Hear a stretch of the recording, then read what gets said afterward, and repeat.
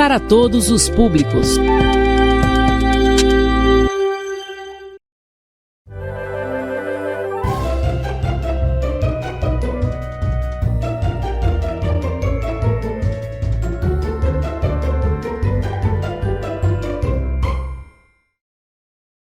Bom dia, estamos de volta aqui com a nossa aula virtual de ciência, atendendo então a Escola em Minha Casa Projeto de Vida.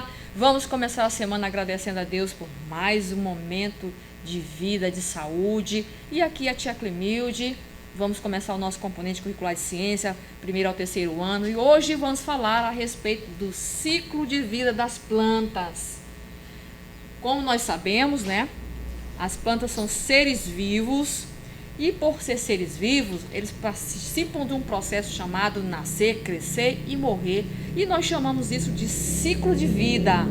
Ciclo da vida das plantas, porque elas nascem, crescem, reproduzem e morrem.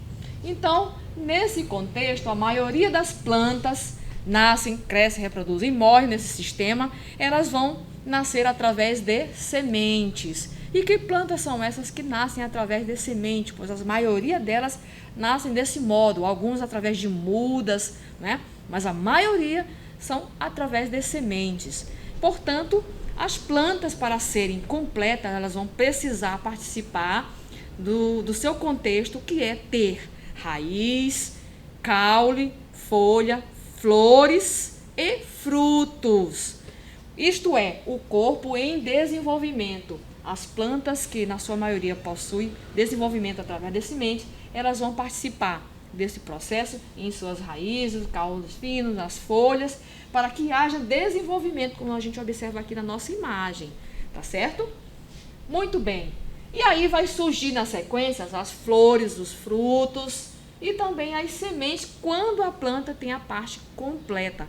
A planta, quando ela está na sua fase completa, que é possuir raiz, caule, folha, flores e frutos, como nós acompanhamos aqui na imagem. E aí a gente vai ver o desenvolvimento do corpo completo dessas plantas. E também vamos ver que cada uma delas possui um tempo de vida, um determinado tempo de existência, tá certo? E o tempo de vida das plantas é bem variado. Algumas podem ir de 1 ano, outras vão até muitos anos, 1000 anos, tá certo? Como é o caso das árvores nativas, plantas nativas de uma determinada região.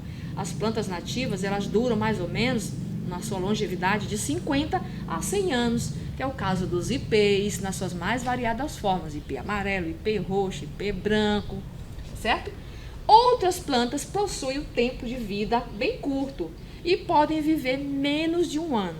É o caso das plantas frutíferas, né? As árvores frutíferas. Nós temos aqui um exemplo da macieira. Algumas dessas plantas vivem, né, na sua longevidade pouco menos de 1 ano. E aí, a sequência do ciclo de vida é essa. Vamos acompanhar aqui na nossa tela. O ciclo de vida da planta começa com a semente, depois ela vai crescendo, reproduzindo-se, germinando, né? E até chegar à sua última fase, que é a morte. A semente, ela vai dar origem a uma raiz, que depois começa a sair da terra, depois começa a criar um caule, e aí por diante, começa a nascer. Geralmente isso acontece na fase da primavera, no período da estação da primavera, nascendo aqui então as flores. E aí depois, com o tempo, começa a nascer o fruto, isso na fase, né, das estações do verão. Na sequência cresce até um determinado tempo, e aí por fim chega a sua última fase, que é a fase da morte. Então, as sementes que caíram do fruto vão dar origem, antes de morrer, a uma nova planta. Então, nesse momento, nós dissemos que aí o ciclo se completa. Tá certo? Como eu falei, a planta completa, ela vai possuir flor, folha, fruto, caule e raiz. A flor vai permitir que haja frutos a partir delas. A folha vai participar do processo de respiração da planta e também de liberação do oxigênio no ar, que é muito importante para os seres vivos, né? Para todos nós que é considerado seres vivos. Já o fruto vai permitir que haja outro ser vivo, ok? A partir do fruto, porque dentro do fruto vai estar guardado as sementes. Então, a partir dali, outro ser vivo vai ser, nesse contexto, então, nascer. O caule, ele vai transportar os nutrientes que são necessários para a subsistência da planta. Então, em todo o corpo da planta, o caule vai levar esses nutrientes necessários. Nutrientes esses que são absorvidos através da água, da luz solar e também do solo. E, por fim, a raiz, que vai buscar esses nutrientes. A raiz tem a função de captar do solo todos os nutrientes necessários que serão transportados para o caule, pelo caule, em todas as partes da planta, tá certo? Então, quando a planta ela é completa, cada uma de suas partes tem funções específicas, não se esqueça disso. A flor, a folha, o fruto, o caule, a raiz, cada uma dessas partes vai desempenhar uma função no desenvolvimento, ou seja, no processo de nascer, crescer e morrer, que é o ciclo de vida das plantas, tá bom? Vamos ao nosso quadro Você Sabia? Você sabia que existem plantas que sobrevivem na sua longevidade mais de 1000 anos ou até 1000 anos? Sim, pois é o caso então dos baobás. Os baobás são uma espécie única de plantas que sobrevivem num clima quente e eles são capazes de passar mais de 1000 anos ou até 1000 anos de existência.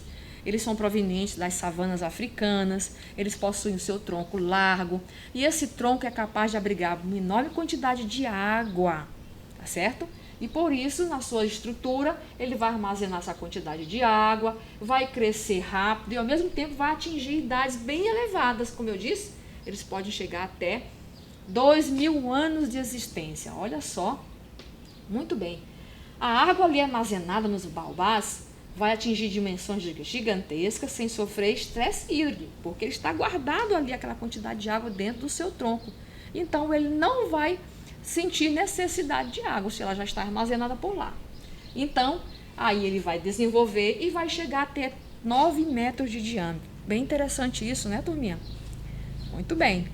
Chegamos então no nosso momento, hora da nossa atividade. Vamos aqui recapitular o que nós aprendemos na nossa aulinha de hoje a respeito do ciclo de vida das plantas através de um pequeno exercício, tá certo? Muito bem.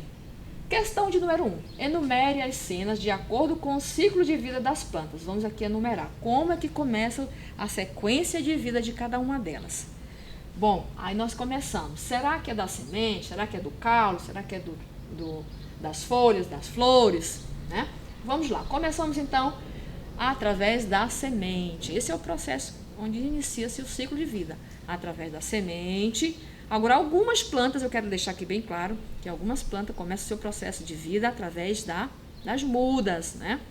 Aqui, nesse caso, a maioria delas é através da semente. Então, começamos pela semente, na sequência nós vemos aqui a germinação da semente, número 2. Número 3, nós já temos a planta em desenvolvimento, né, apresentando folhas, flores. E aí, por fim, no seu final, né, nós já temos as folhas, as flores e também os frutos.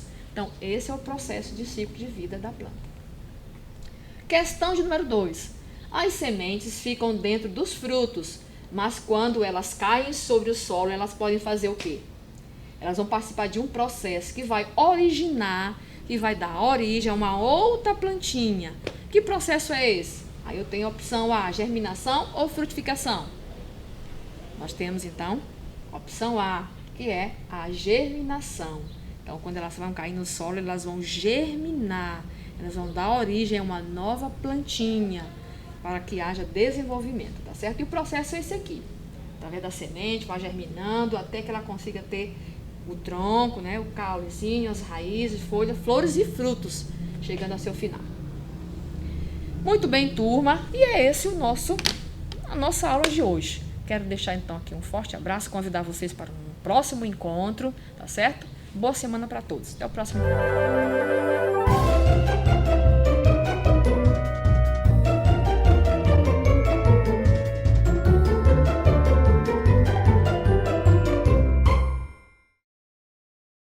Bom dia! Estamos de volta para mais uma semana de virtuaulas de ciências.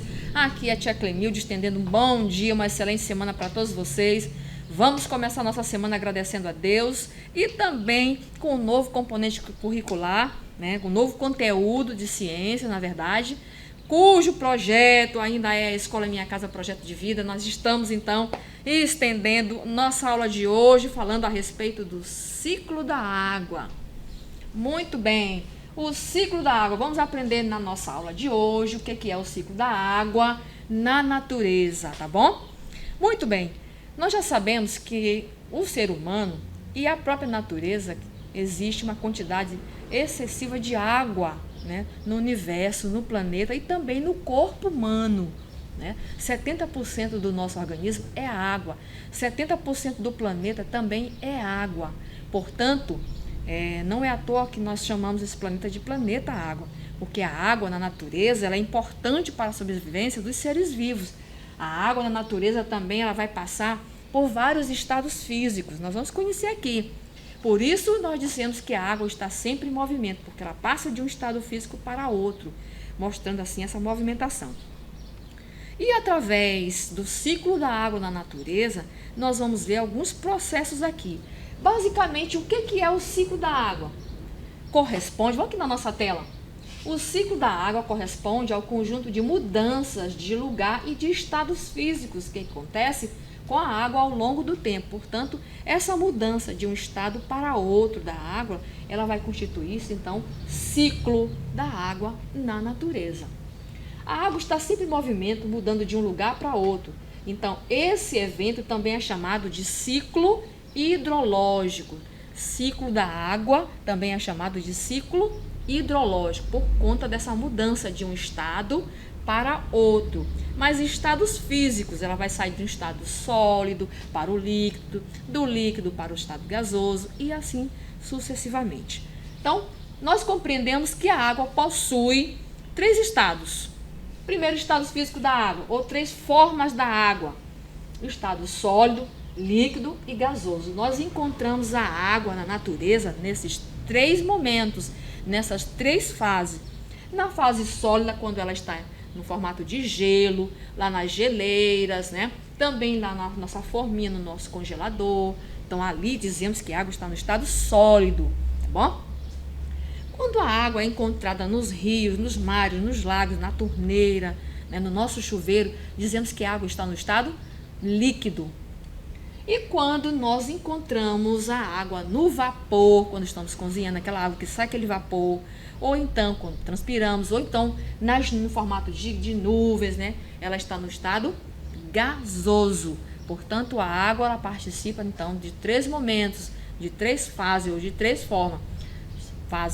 Forma sólida, líquida e gasosa, tá certo?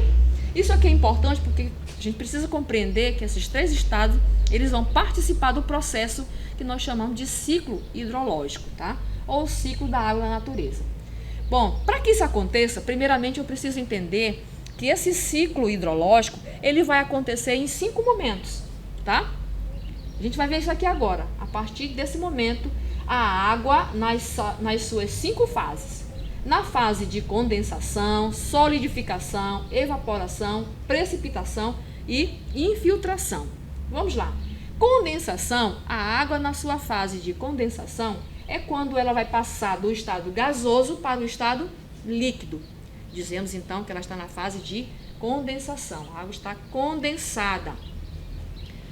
Na fase de solidificação, a água vai sair do estado líquido para o estado sólido, tá? Ela vai se transformar em gelo, em granizos. E a evaporação é a passagem da água do estado líquido para o estado gasoso, tá? Ela vai estar em formato de gás. Então, essa fase é chamada de fase de evaporação. E, por fim, a precipitação. É quando a água vai cair na superfície terrestre no seu estado sólido ou líquido depois de haver evaporado.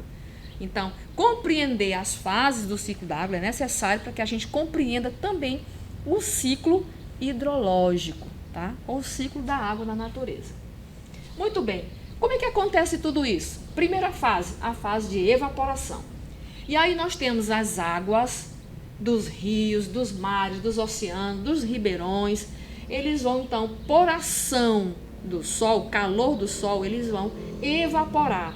Então, eles vão sair do estado líquido para o estado gasoso, tá certo? Então, esse processo é chamado de evaporação.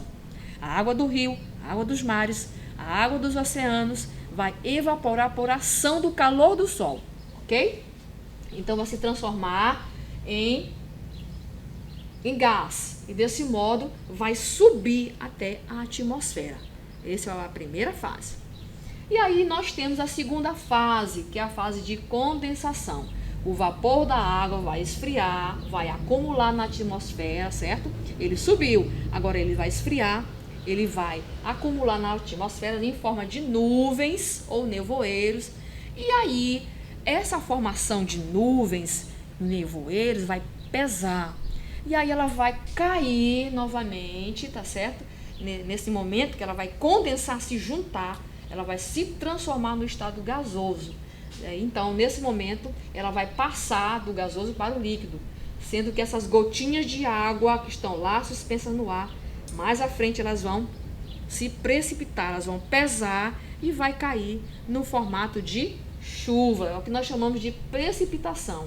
Ela evaporou, formou as nuvens, pesou, ou seja, condensou, e ali agora elas vão se precipitar. Vai cair no formato de chuvas ou de granizo ou de neve, dependendo da localidade da sua região, da região que nós estivermos, tá certo? Por exemplo, na região sul, sudeste, vai ser em forma de granizo ou em forma de neve, tá? Como Rio Grande do Sul, Paraná, essas regiões aí, tá bom? Muito bem. Na sequência, nós temos quando a água agora se precipitou, ela caiu no formato de chuvas. O que vai acontecer agora? A infiltração. A água cai no formato de chuva, ela vai voltar novamente para os lençóis subterrâneos, ela vai se infiltrar no solo, ela vai cair de volta no oceano, nos rios, nos mares, nos lagos e também no solo. Ali, quando ela chega ao solo, ela vai infiltrar no solo e vai formar os lençóis freáticos ou lençóis subterrâneos. Portanto, então, a água vai todo o tempo fazendo esse caminho, esse trajeto. E é isso nesse ciclo que nós chamamos de ciclo hidrológico, tá certo? Parte da água que se infiltrou no solo, o que vai acontecer com ela?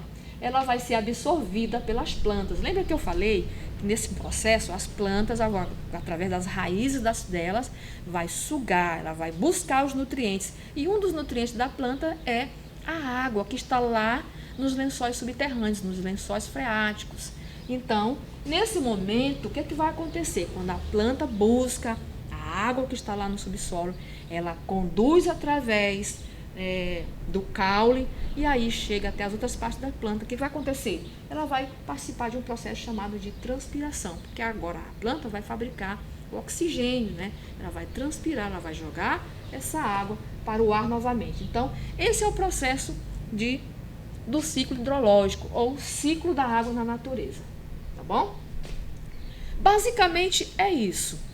A água dos rios, dos mares, elas evaporam, sobem, formam as nuvens, ou seja, elas se condensam, né? Formando as nuvens, os nevoeiros que pesam, caem de volta para a terra em forma de chuva, neve ou granizo e é infiltrada novamente no solo, caindo então nos rios, nos mares e assim sucessivamente o ciclo continua, certo? Chegamos então, turminha, no nosso momento, nosso quadro Você Sabia, nosso quadro de curiosidade. Bom, eu falei que a água está presente em 70% do planeta.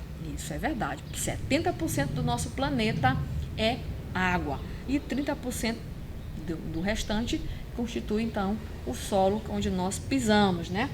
Então, 70% do planeta é água e 70% do nosso organismo também é água. Nosso corpo é formado de 70% de água. Nós precisamos estar hidratado para que não haja desidratação, não haja perda da nossa saúde, tá certo?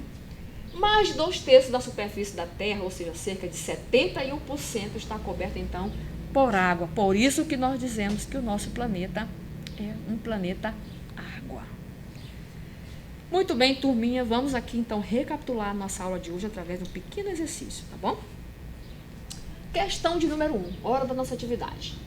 No desenho aí ao lado, nós temos uma representação bem simplificada do ciclo da água. Está simplificado, nós temos aqui só alguns, nós temos 3 processos da fase do ciclo da água. Nós temos o processo 1, o processo 2 e o processo 3 aqui. Eu disse para vocês que o ciclo da água na natureza, ele é formado a partir de 5 processos. Então, eu só tenho aqui 2. Os fenômenos físicos que acontecem na imagem 1, 2 e 3 são o quê? A. Precipitação, condensação e evaporação. B. Ebulição, condensação e evaporação. C. Ebulição, condensação e condensação.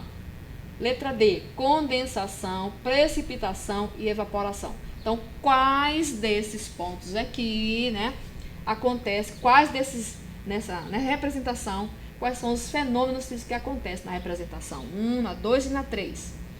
Então, nós temos a formação de nuvens, porque a água já evaporou, né? Então se ela evaporou, ela vai formar as nuvens. Se ela está formando as nuvens, então ela está condensando. Então o processo é condensação. Então, número 1, condensação. Depois, ela condensou, vai pesar e vai cair em forma de chuva. A queda de água das nuvens em forma de chuva, neve ou granizo é chamada de precipitação. E aí ela volta de novo para os rios, para os mares, para os oceanos e para o solo, fazendo com que tudo isso novamente, através do calor do sol, se aqueça e evapore. Então, qual é a resposta correta? Letra D. Condensação, precipitação e evaporação. Nós temos mais um esquema aqui mostrando a sequência do ciclo da água, né? Vamos seguir a seta.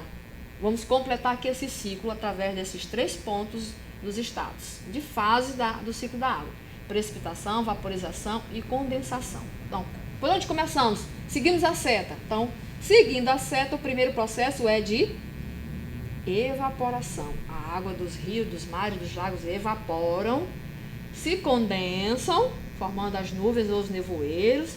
Em seguida, eles vão cair em forma de chuva, que nós chamamos esse processo ou fase de precipitação, ok?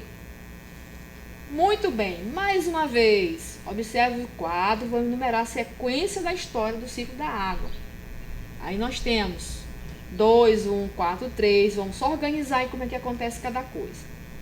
Bom, a água dos rios e dos mares evapora, então aqui é o número 1. O cristal subiu em forma de vapor porque o sol aqueceu a água dos rios. Então, número 1. Na sequência, vem o número 2. Eles se condensam, né, são novamente aquecidos e caem em forma de chuva, ou seja, a precipitação. Muito bem, turminha, e é isso. Chegamos ao final da nossa aula. Quero deixar um forte abraço para você e convidá-lo para o nosso próximo encontro.